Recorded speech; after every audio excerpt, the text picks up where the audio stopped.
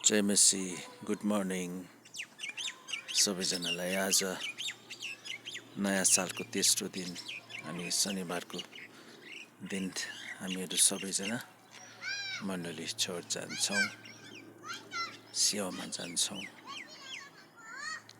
साथीहरू, मानिसको जीवनमा सबैभन्दा नजिकको सम्बन्ध उसको बुवा आमा अनि उसको श्रीमती। तर जो मानिसको बुवा आमा अनि श्रीमती हुँदैन, उनीहरूको नजिकको सबैभन्दा नजिकको सम्बन्ध उसको सन्तान, अनि उसको सन्तान पनि ऊबाट खोसिएको छ भनेदेखि उसको अवस्था कस्तो हुन्छ हामीले सोच्न, विचार गर्न र अनुमान लगाउन सक्छौँ। परमेश्वरलाई महिमा होस्, परमेश्वरलाई धन्यवाद होस्। मैले आशा गरेका, मैले भर परेका, मैले नजिकबाट आफ्नो सोचेका सबै सम्बन्धहरूले मलाई केवल बोझ मात्र सम्झिए। म त सबैको लागि बोझ भए, सबैको लागि तिरस्कार।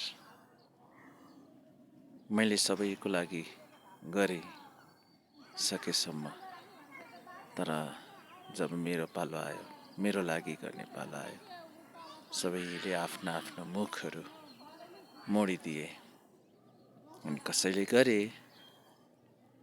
कसैले साँच्चै गरे, तर जति गरे त्योभन्दा धेरै भने, जताए मैले तेरो लागि यो गरेँ, त्यो गरेँ।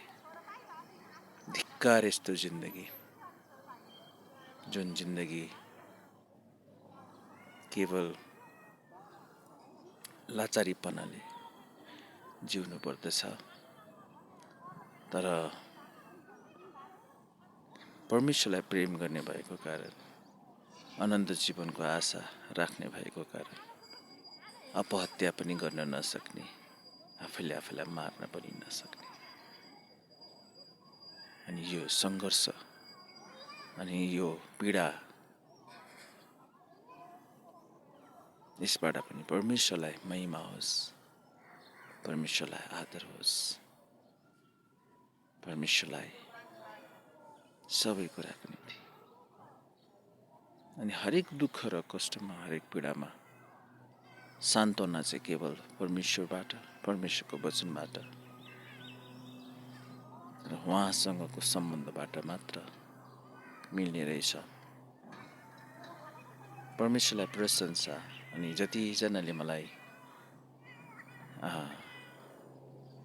चाहेर नचाहेर प्रेम वास्ता र सहायता गर्नुभएको छ, उहाँलाई धेरै धन्यवाद। र विशेष गरी मलाई मेरो उपचारको निम्ति सहायता गर्नुहुने सम्पूर्ण अति नै आदरणीय प्रभुका जनहरूलाई, जसले देखेर नदेखेर मलाई सहायता गरिरहनु छ, गर्नुभएको छ,